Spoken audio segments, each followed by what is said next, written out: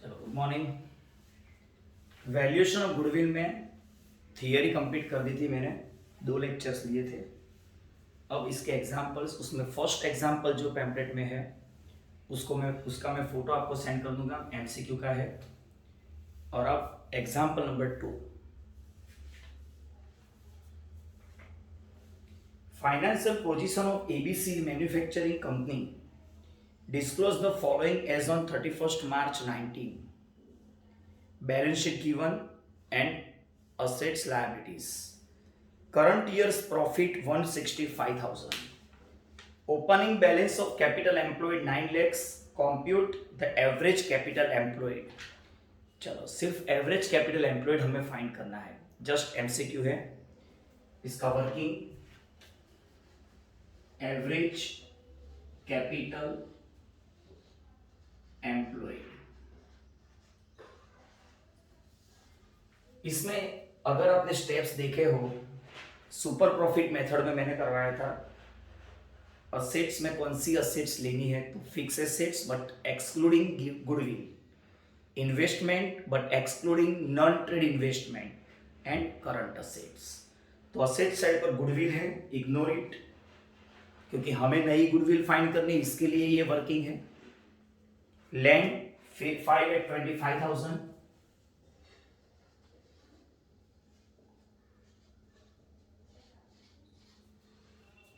Plant machinery 270, stock current assets में आएगा ये 345, बुक डेट्स यानी debtors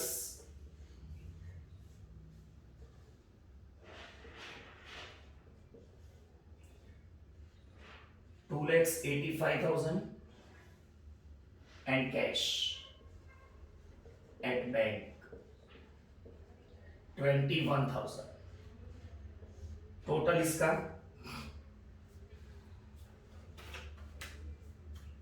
525 plus 270 plus 345 plus 285 plus 21,000, 14,46,000 total assets.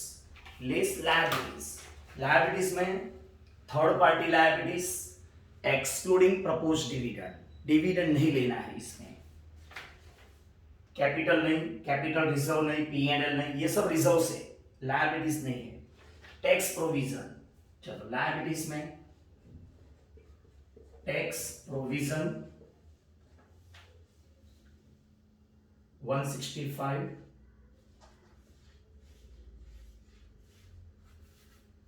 and second creditors 2,13,000, total 3,78,000। जो answer आएगा ये closing capital employed.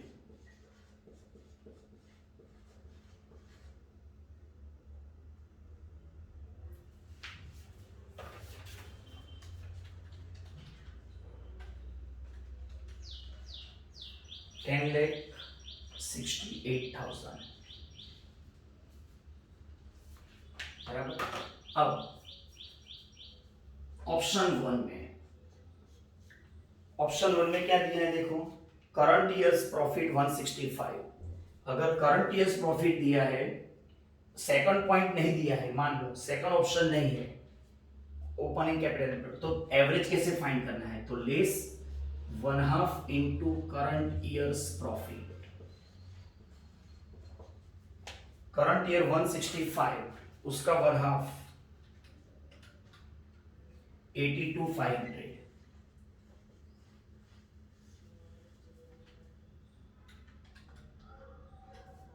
9,85,500। This is the average capital employed. But if opening capital employed given,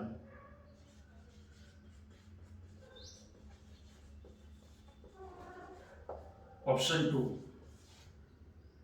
then average capital employed कैसे find करनी है? Average capital employed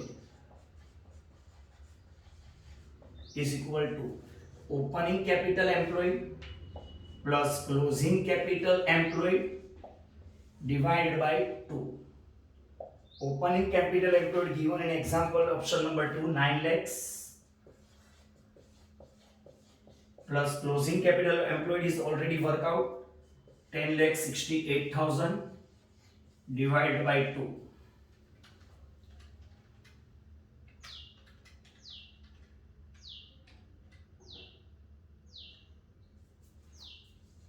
Nine lakh 84,000. This is the average capital employed as per second option. So example 2 is over. Now example number 3, which is most important example.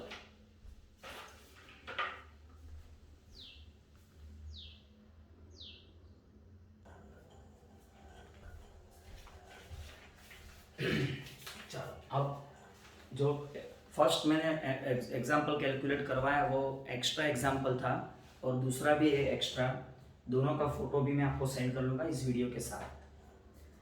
चलो example 1, mister x started a business on 1/1/14.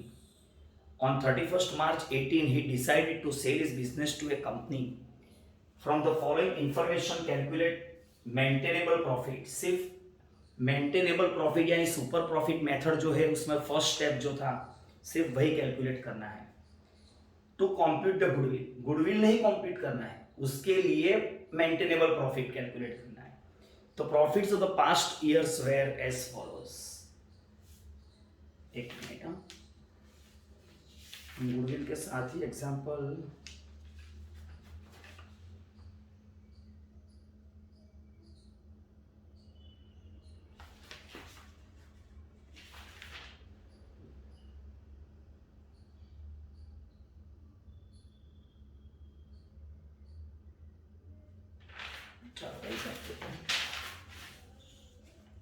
चलो year ending on 18, 17, 16, 15 and 14 reverse दिए है। वैसे तो 14, 15, 16, 17, 18 ऐसा आना चाहिए।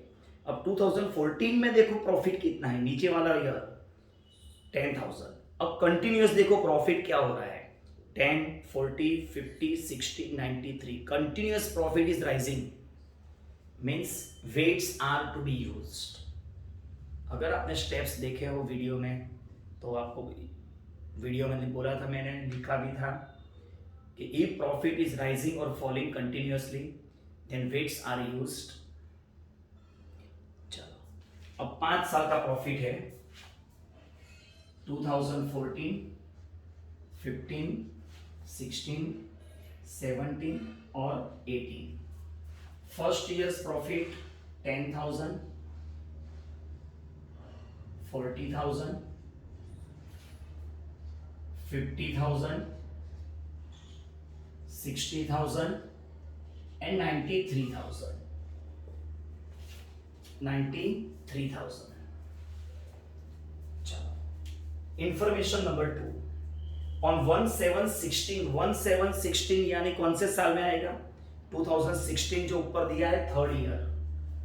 ₹4,000 repairing expense paid for routine expense. Routine expense यानी रेगुलर एक्सपेंस है, यानी revenue expense. Underline this word routine और ब्रैकेट में लिख देना रेवेन्यू एक्सपेंस। और revenue expense profit and loss account में लिखते हैं।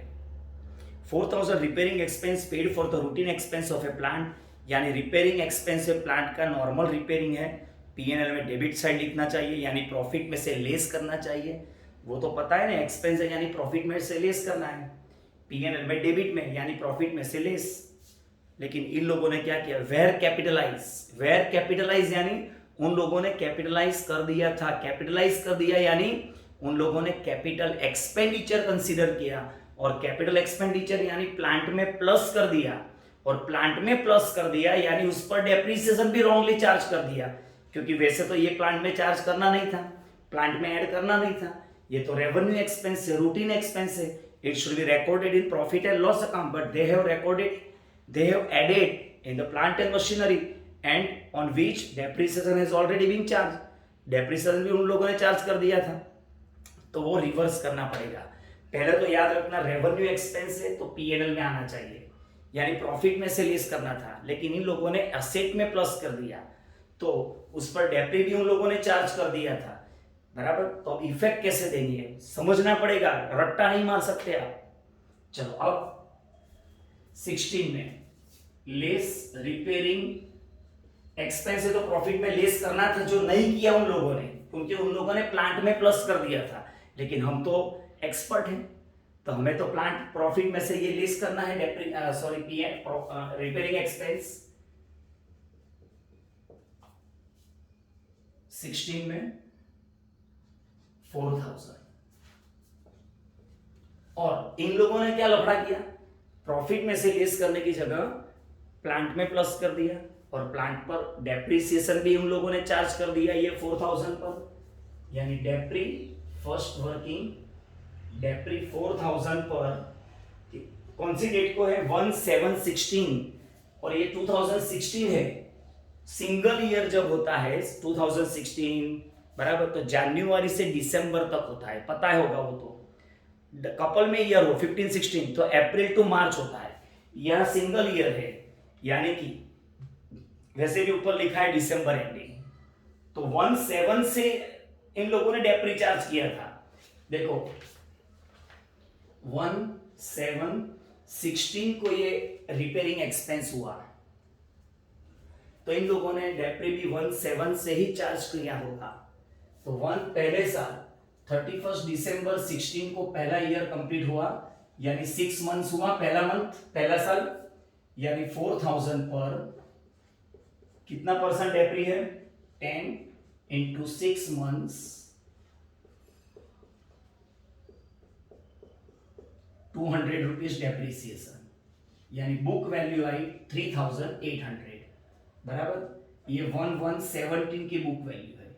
अब डेप्रिसिएशन 2017 का, यानी अब 1 ईयर का डेप्री, तीनों साल डेप्री चार्ज किया होगा उन लोगों ने, अब 10% पूरे साल का 380 आएगा, 10% डायरेक्ट 3420, बैलेंस बचा, लेस थर्ड ईयर का डेप्री 31 दिसंबर 18 का 342, बस। तो ये तीनों साल का उन लोगों ने डेप्री चार्ज किया ही होगा। आप सोचोगे सर ऐसे कैसे पता चले, अरे यार उन लोगों ने प्लांट में प्लस किया है, इसका मतलब प्लांट पर डेप्री चार्ज किया ही होगा, बराबर, तो इस पर भी चार्ज हो गया डेप्री। वैसे तो ये पीएनएल में लिखना था, प्लांट में लिखना ही नहीं था, तो इस पर डेप्री रॉन्गली चार्ज कर दिया, और डेप्रीसिएशन रॉन्गली चार्ज किया। डेप्री प्रॉफिट में से क्या किया होगा उन लोगों ने लेस, लेकिन डेप्री चार्ज ही नहीं करना था, तो लेस भी नहीं करना था, भूल से लेस हो गया, वापिस ऐड कर दो, यानी डेप्री इसमें add plus depre on plant repairing wrongly charge. इस साल तो था ही नहीं डेप्री, ये असेट, चलो इसमें 380 सॉरी 200 380 एंड 342।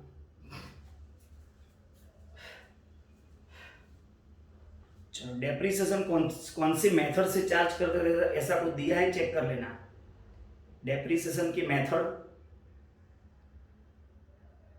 अगर मेथड नहीं है तो याद रखना depre on plant was provided on 10% per annum, तो याद रखना always written down value method ही होगी, बुक वैल्यू पर ही डेप्रिसिएशन चार्ज होता है एवरी ईयर, वो लीगली यही मेथड अलाउड है, बराबर। सॉल्यूशन मत देखना, सॉल्यूशन में मिस्टेक है, बराबर। चलो अब ये बराबर है, एडजस्टमेंट नंबर 2 कंप्लीट हो गया। ध्यान से एडजस्टमेंट पढ़ना, मैंने जो एक्सप्लेन किया वो ध्यान से सुनना और उसके बाद लिखना। ड्यूरिंग 18 यानी ये लास्ट ईयर में profit on sale of furniture ₹3000, furniture sale किया, प्रॉफिट हुआ 3000।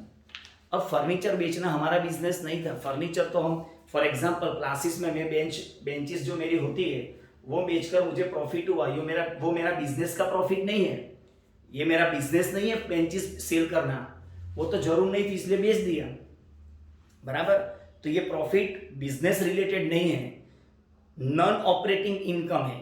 प्रॉफिट यानी इन लोगों ने प्रॉफिट में प्लस किया होगा, ये प्रॉफिट में प्लस किया है, लेकिन ये तो प्रॉफिट बिजनेस का था ही नहीं, नॉन ऑपरेटिंग इनकम है, तो उसको माइनस कर दो,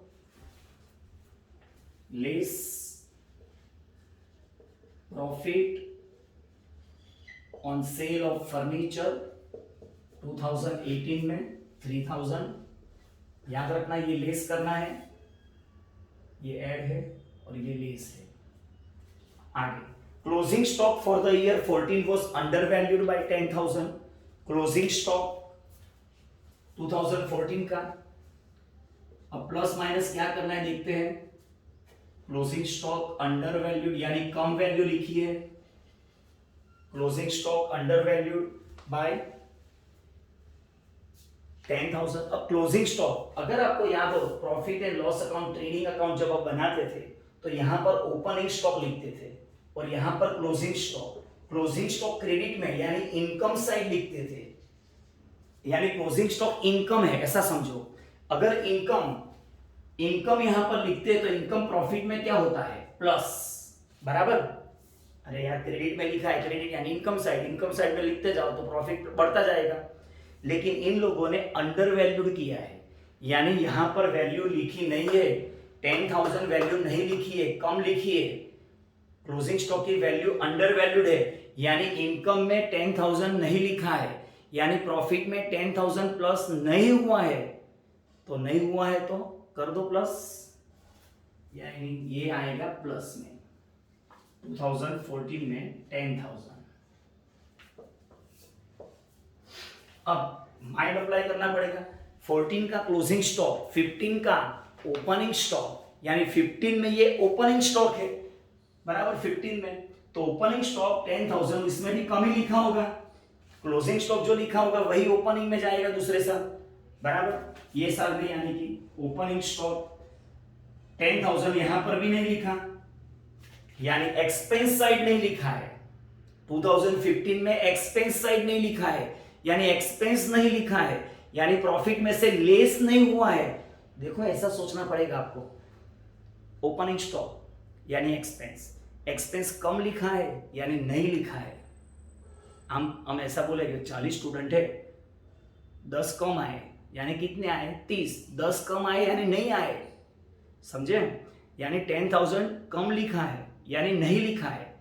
ओपनिंग स्टॉक यानी एक्सपेंस साइड 10,000 नहीं लिखा है, यानी एक्सपेंस नहीं लिखा है, यानी एक्सपेंस अगर लिखा ही नहीं है तो प्रॉफिट में से लेस नहीं हुआ था, प्रॉफिट में से लेस नहीं हुआ है तो हमें लेस करना है, तो यहां पर ओपनिंग स्टॉक ओवर वैल्यूड,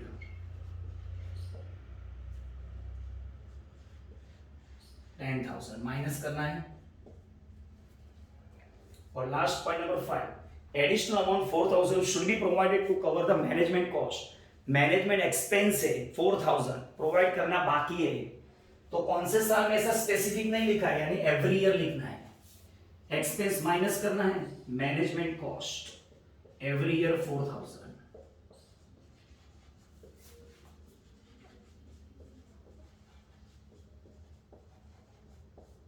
हो गया एग्जाम्पल कंप्लीट। ये फ्यूचर मेंटेनेबल प्रॉफिट,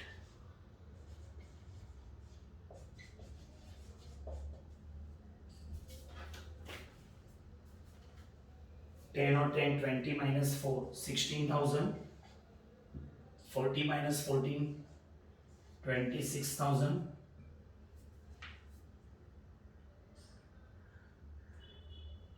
41,800,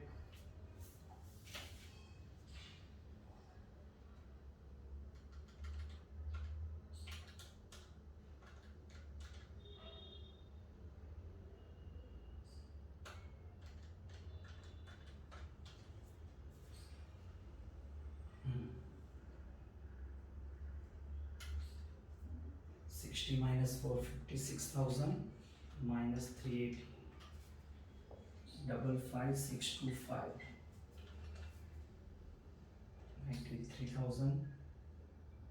अरे एक मिनट, हाँ,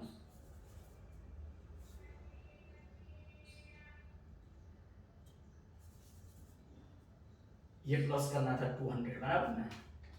50,000 minus 8,000 plus 200, 42,200। 56,000 plus 380, 56,380। 93,000 plus 342 minus 7,000, 86,342। Total check कर लेना।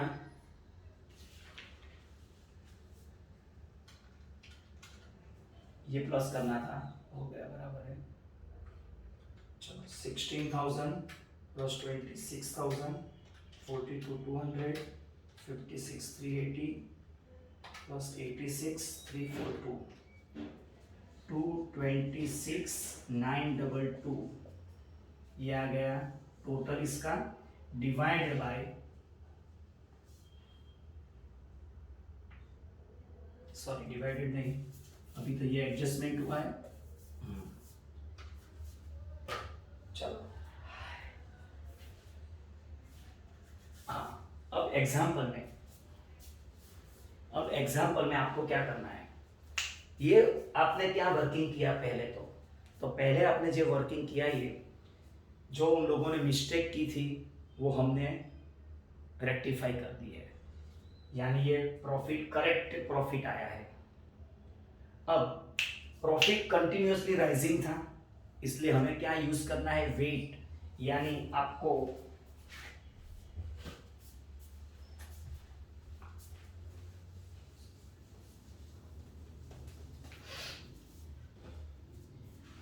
वेट यूज करना है। तो मैंने स्टेप लिखाया था, वेटेड एवरेज प्रॉफिट मेथड में वेट इनटू प्रॉफिट और profit into wait, what ever, 14, 15, 16, 17 और 18 बराबर। 2014 का प्रॉफिट है 16,000, 26,000, 42,200, 56,380, 86,342। वेट 1, 2, 3, 4 एंड 5, इसका टोटल 15। अब is equal to weighted profit,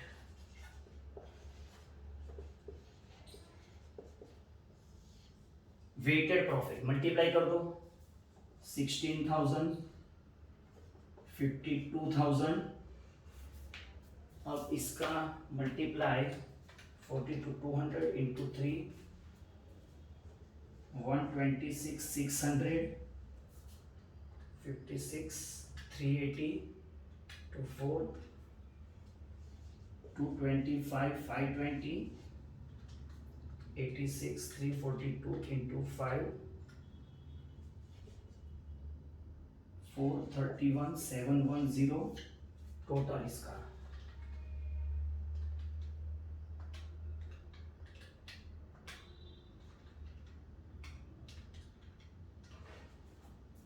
$851,830, it's total weighted profit. अब वेटेड एवरेज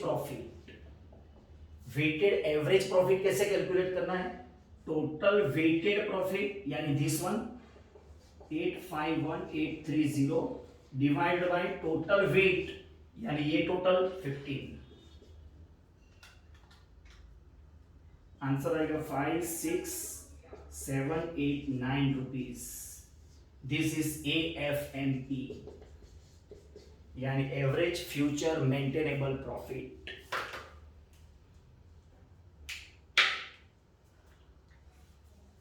चलो हो गया एग्जाम्पल, ध्यान से वीडियो देखना, एग्जाम्पल साथ में रखना, उसके बाद वर्किंग लिखना और फिर से एक बार वीडियो देखकर समझना। कोई प्रॉब्लम हो तो पूछ सकते हो। बाकी ये इसका बेनिफिट आपको क्या है, आप मेंटालिटी आपकी ऐसी हो गई कि भाई मोबाइल में तो हमें समझ में आता ही नहीं, ऐसा नहीं है। मोबाइल में आप वीडियो देखते हो समझ में आता है, मोबाइल में आप कुछ भी देखते हो समझ में आता है, तो ये क्यों समझ में नहीं आता? ऊपर से आपको ये समझना है कि ये वीडियो आप बार बार देख सकते हो समझने के लिए। एक बार देखो, 2 बार देखो, 3 बार, कोई लिमिट नहीं है इसके लिए, बराबर।